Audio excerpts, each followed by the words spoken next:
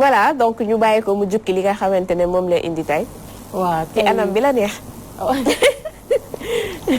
waaw tey dañ koy kii daal xam dañ koy paquetage rek. fast track. waaw merci beaucoup waaw kañ des fois nag da ngay alors tey dañoo demoon fi nga xamante ni mooy village artisanal bu Soumbédioune. nekk bërëb boo xamante ne ni je pense que ñu bëri xam nañ ko fii nii ci Sénégal rawatina sax touristes yi nga xamante ni dañuy faral di jóge bitim réew. di ñëw fii di am yoo xamante ni ñu ngi ko fi bëgg surtout li nga xamante ni mooy objet d'art yi.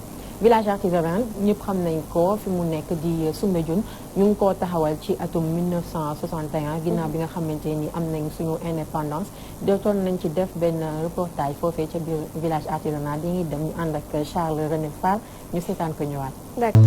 Voilà donc mooy li Fatou Ka jëlee woon fële ca village artisanal bu Soumbédioune waaye laataa ñu ko commenté coach sa invité yegg si na ci plateau bi il s'agit de Demba Seck di secrétaire di vice-président bu fédération bu basketball. waaw comme sànq maa ngi ko doon annoncé ñëw na ci jàmm bu si kanamee rek dañuy waxtaanee. afro basket bi ñu génn nii. parce que am na ci yu bari yoo xam ne ñu ngi ko ciy dégg. am na ci moom nag waaw ñun chance ñu am. mu toog fi tey jii.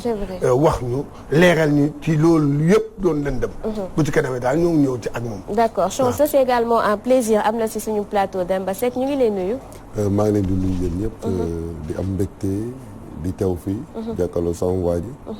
xam moom sànnikatu xeer la mais dinañ ko tontu lépp pour leeral gindi askan bi parce que yëfu askan bi lañ yore. d'accord donc yoon la aussi ñu leeral leen ñu gën a xam nu mu demee yëpp. d'accord donc ce sera tout à l'heure inchallah Fatou Ka. voilà colonel comme ni ñu ko gisee nii ci reportage bi ñu demoon na fi nga xam ne mooy village artisanal bu Soumbédioune. alors comme ni ñu ko déggee ci li nga xam ne mooy reportage bi village artisanal déjà ñett moo fi am fii. région bu nekk am na mais au niveau de Dakar y a village artisanal bu Soumbédioune village artisanal bu Tëngéej Rufisque man sax d'ailleurs mosuma xam ne Rufisque am na village artisanal man ñu fa dëkk ak voilà te fa ma dëkkee fa la amee près de chez moi. ak village artisanal bi nga xamante ni mooy Géejawaay ñoom ñëpp bi leen ëmb mooy chambre de métier bi nga xamante ni fa lañ defee reportage bi nekk ci biir village artisanal bi. alors ñoom d'après bi ñu waxtaanee ak ñoom boo xoolee activités yi dina dox mais moment bi muy gën a dox mooy moment bi nga xamante ne nii touristes yi dinañ ñëw fii nii ci Sénégal dañuy jugee fu mel ni Casamance. ñoom xam nga bu ñu ñëwee ñu ci bari Casamance la ñuy nekk. mais dañuy jóge Casamance jóge Mbour ñëw ba village artisanal bu Soumbédioune di fa ut li nga xamante ne mooy ay objet d'art am na aussi différentes activités yoo xam ne am na fa lu ci mel ni li nga xamante mooy sculpteurs yi. maroquinerie yi aussi am nañ fa am na aussi même ay tailleurs. ak ñoo xamante ni ay bijoutiers lañ di def ay œuvres yu jéggi dayo yu rafet. yow xam nga ci dara biñ fa demee dugg nañ foo xamante ni sac yi muy defar.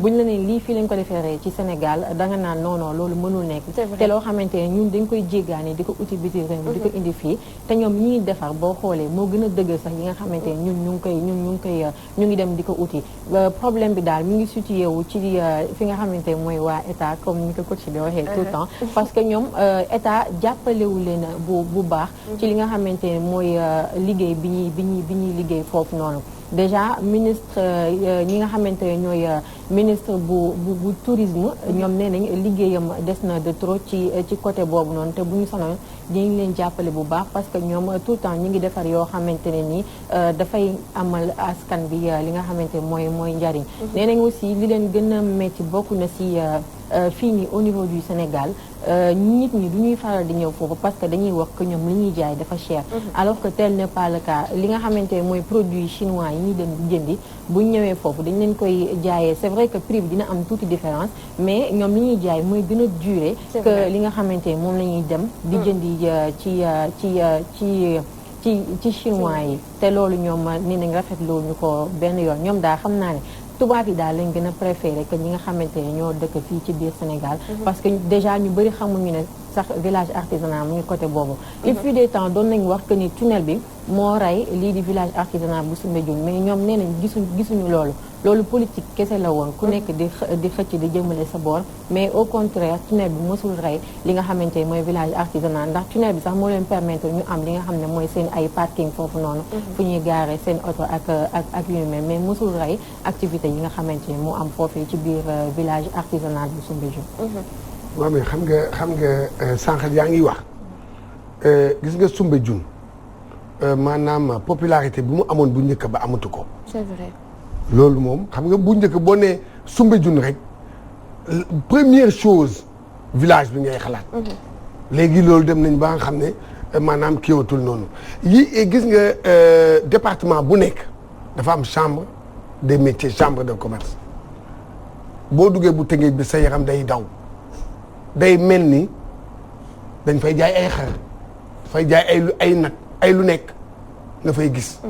nga dem bu amoon na ay temps yële Gabriel Bar bi defoon na fi benn reportage bu Saint-Louis bi demoon nañu ba rey ko.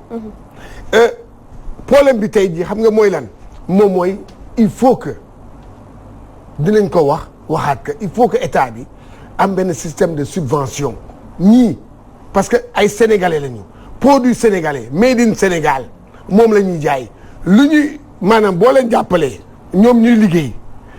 kii ñëw day xëcc touristes yi day ñëw te bu baax suñu tourisme day am day kii wala day baax mais léegi dégg nga kii mais nag am na beneen affaire boo xam ne moo am boo xam ne ñoom seen biir la tamit ñoom ñii tamit il faut que ñoom ñu xam dégg nga ñan la ñuy accepter ñoom ñuy dugg ci kii boobu village boobu mais des fois da ngay dem gis tam loo xam ne vraiment ñooñu.